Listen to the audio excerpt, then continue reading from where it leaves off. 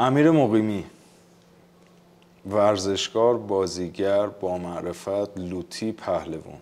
مخلص، مرسی از دعوتت. ورزش یا بازیگری؟ گزینه جیم، هر دو. باختات زیاد بوده تو ورزش یا بردات؟ باختم. چی شد اومدی سمت بازیگری؟ آشنا داشتی، پارتی داشتی، رفیق داشتی؟ موقعی که تو فراخونده نشی اون اتفاق برات نمیفته. فکر کنم وقتش بود که اتفاق بیفته.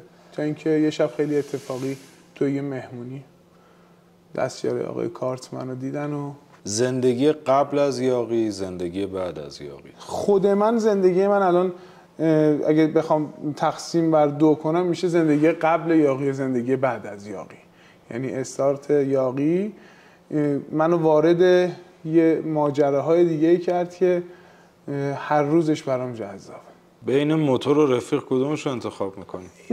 این چه چیزی این چی بود دیگه؟ چه سوالی بودش؟ آقا این سوال بعدی.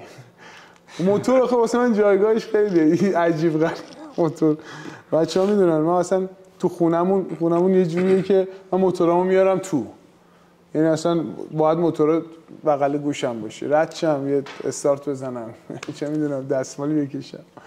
نه نمیشه قیاس کرد. موتور رفیق آهنیمه. شاید اینجوری بگم. موتورتو فروختی رفتی از هواپیما پریدی پایین. جوری زندگی کردم که بدهکار دلم نباشم. رفیقتو فروختی که سقوط کنی. آره. وای چرا من به چالش میکشی. آره رفیق آهنیمو فروختم که سقوط کنم. آره سقوط تجربه کردم. خیلی باحال بود. توی بازیگری بارها شده که رفتی سر یه پروژه و کنار بازیگری ایستادی که با سابقه بیشتر در کنار شما بوده و بازی میکرده و کمتر دیده شده و حتی دستمزدش هم از شما پایین تر بود. اون موقع چه حسی داشتی؟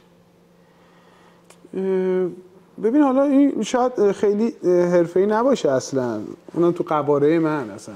من هنرجو بازیگری ام فعلا. حالا هر کسی که تو هر جایگاهی که هستش درسته، ولی این که حالا مثلا این اتفاق افتاده قطعاً به لطف پروردگار من بوده. دوست داری پارتنر سینماییت کی باشه؟ واسه آقا دوست و رفیق صمیمی خودم به نظرم با هم بازی داشتیم. مهدی حسینینیو من خیلی دوستش دارم. مهدی به نظرم خیلی باحاله.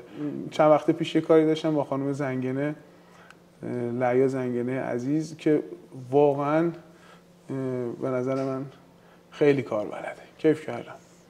شیرین ترین دروغ زندگیت؟ به نظرم احوال پرسیه که مثلا مامانت بابات زنگ میزنه میگه که چطوری، خوب، میزون، اینا. همیشه لزوما نمیتونی میزون باشی، همیشه خوب نیستی، داری میجنگی واسه این زندگی. منم دارم مثل بقیه میجنگم. یه جمله به خانومت بگو. همسر من یه وقتایی کنار من بود که اگه راه داشت من خودم ول میکردم. اون پای من وایساد. جمعاً چند تا کار کردی؟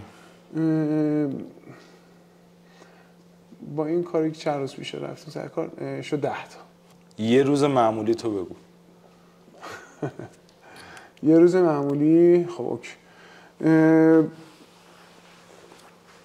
بلند میشم به حیوانام غذا میدم.